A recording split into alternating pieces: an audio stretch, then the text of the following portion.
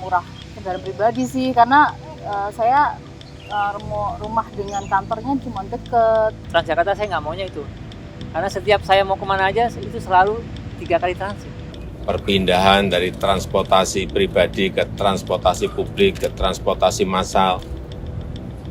Kalau saya harus masuk ke Sudirman Tamrin, kawasan yang sangat padat dengan kendaraan bermotor, ya saya harus bayar.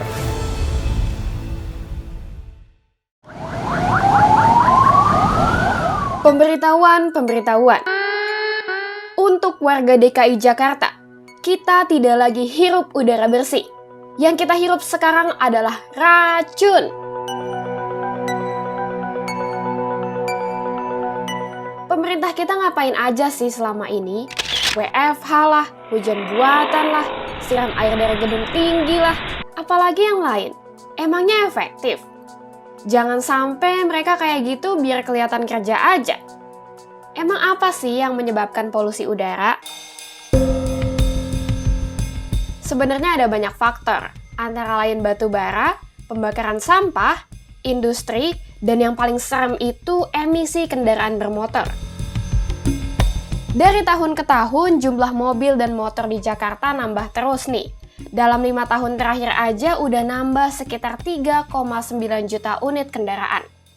Berdasarkan data Badan Pusat Statistik, pada tahun 2022 jumlah kendaraan bermotor di Jakarta mencapai 26,3 juta unit.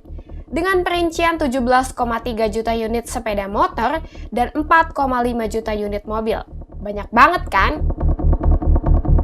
Dibutuhkan studi komprehensif untuk mengukur emisi yang dibuang jutaan kendaraan bermotor yang merayap di jalanan Jakarta setiap harinya. Lalu kita yang sulit justru kendaraan bermotor. Karena dia berpolusi saat dia bergerak.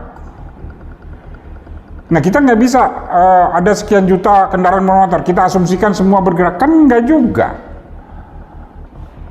Ya, itu satu. Lalu yang kedua, kita harus tahu kendaraannya itu masuk dari mana saja. Harus dihitung, Pak. Jadi kita tahu berapa bener per hari itu berapa dari mana. Mobilnya apa bisa, Pak, dihitung. Ya kan? Jadi studi itu penting. Lalu kecepatan. Sekarang ini macet. Bus keluar kan? Itu kecepatan 0. Itu kalau satu kendaraan. Lalu dari A ke B dia wus cepet. Itu satu lagi. Kan kita bisa tahu berapa penggunaan bahan bakarnya. Bisa tahu ya. Itu satu. Kalau 1000, 2000 tahu kan, Pak. Jadi polutannya kita tahu, Pak. Studi tentang itu ada nggak? Karena belum tentu, Pak.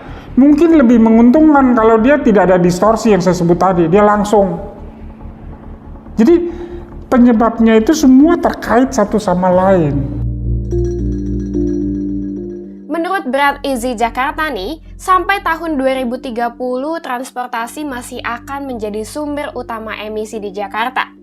Tahun 2025 mendatang diperkirakan sektor ini akan menyumbang 45% emisi. Sementara itu, daya serap ruang hijau terbuka atau RTH di Jakarta masih rendah banget. Sampai 2023, luas RTH di ibu kota hanya sekitar 33,3 km persegi atau 5,18% dari luas Jakarta. Tahun 2021 misalnya, hujan kota di seantero Jakarta hanya mampu menyerap 0,0042% emisi yang dihasilkan. Dari 11,86 juta ton CO2 ekuivalen yang dibuang ke udara terbuka, hutan kota cuma mampu menyerap 500,49 ton. Salah satu jenis pohon yang punya daya serap tinggi adalah pohon trem besi. DKI Jakarta butuh puluhan ribu pohon trem besi buat bisa netralin emisi CO2 yang dilepas ke udara setiap harinya. Ya, di Jakarta kalau mau terjadi net zero ya dalam hal emisi karbon dioksida dari sektor transportasi, kan sektor transportasi ini menyumbangkan emisi karbon dioksida di Jakarta sebesar 76,5 ya, juta ton per tahun. Nah, 76,5 juta ton karbon dioksida per tahun tadi itu bisa diserap oleh kurang lebih 58.000 pohon terumbu besi tadi gitu. Ya, satu pohon terumbu besi bisa menyerap 6,5 juta penumpang KRL, emisi KRL itu.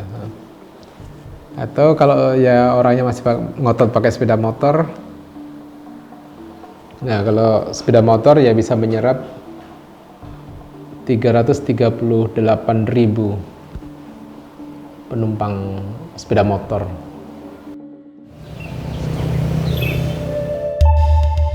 Selain perluasan kawasan hijau dan penanaman pohon secara masif, penggunaan transportasi publik harus ditingkatkan. Udah saatnya masyarakat beralih dari transportasi pribadi ke transportasi umum massal. Pemerintah juga harus kasih contoh ke masyarakat dengan mulai menggunakan transportasi umum seperti Transjakarta, Komuter Line, MRT, dan LRT.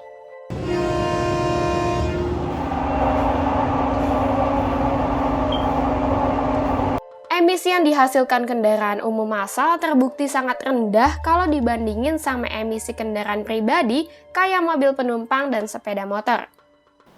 Perbandingan antara emisi orang menggunakan angkutan umum dengan kendaraan pribadi ya. Ya kita ambil contoh di sini ya orang yang menggunakan komuter lain ya, KRL ya. Di sini per penumpang itu emisinya per penumpang per hari itu ya. Itu emisinya 199 gram. Kalau MRT lebih rendah lagi, MRT ini 131 gram per hari ya. Kemudian kalau electric bus agak tinggi ini 559 gram per hari ya penumpang. Ya, per hari itu artinya orang itu biasanya kan berangkat sama pulang ya. Kalau bis diesel 822 gram per hari. Ini konteksnya masih angkutan umum ya, Transjakarta diesel gitu ya. Contoh juga Transjakarta pakai bahan bakar gas itu lebih rendah yang 419 gram per hari. Nah, kalau berangkatnya pakai kendaraan pribadi, mobil CC 3000 ya, kan ada kan ini maunya CC gede ya, CC 3000 kendaraan pribadi. Maka per penumpang adalah 4.111 gram per hari. Kalau CC 2000, 2.192 gram per hari. Ya. Kalau CC mobilnya 1.500 cc, nah ini 1.566 gram ya, per hari.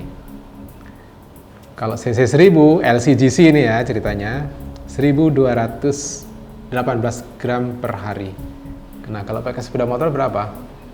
3.844 gram per hari ya. Ini per penumpang per hari ya. Ngajak masyarakat untuk beralih ke transportasi umum massal emang gak gampang. Selain karena masyarakat yang udah terlanjur nyaman dengan kendaraan pribadi, transportasi umum massal dinilai belum sepenuhnya terintegrasi.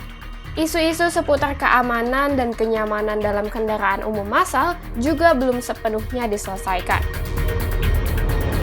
Hitung-hitung bensin sama ininya lebih murah kendaraan pribadi sih, karena saya rumah dengan kantornya cuma deket gitu kan, jaraknya cuma sekitar 7-6 kiloan gitu. Jadi kalau misal pagi kan saya sering, sebelum saya punya bayi ya, jadi saya sering jemur bayi gitu kan pagi. Cuman ya kalau jam-jam 7 sampai jam 8 gitu, jam 9 tuh kerasa kayak ada panas, ada matahari, tapi kok kayak ada kabutnya dari asap seperti kan. Nggak mungkin kan kalau kabut kayak di daerah dataran tinggi gitu kan, nggak mungkin ya. Jadi dan kerasa di hirup pun juga kurang enak ya. Kalau Transjakarta saya punya pengalaman, karena saya juga baru, saya pengguna, terus terang saya pengguna umum, saya baru kok, baru-baru aja. Tapi karena Transjakarta saya nggak maunya itu, karena setiap saya mau kemana aja itu selalu 3 kali transit. Jadi saya lebih baik naik kereta, walaupun stasiunnya berhenti di mana, saya harus jalan kaki ke tempat tujuan, saya lebih suka naik kereta api daripada Transjakarta. Itu aja sih. Tapi kalau memang pas kebetulan ada tujuan yang nggak jauh, saya sih naiknya busway. Karena kebetulan kalau dari rumah saya lebih dekat naik Transjakarta ketimbang kereta api. Itu aja sih. Jadi memang muter-muter ya? Ya, betul.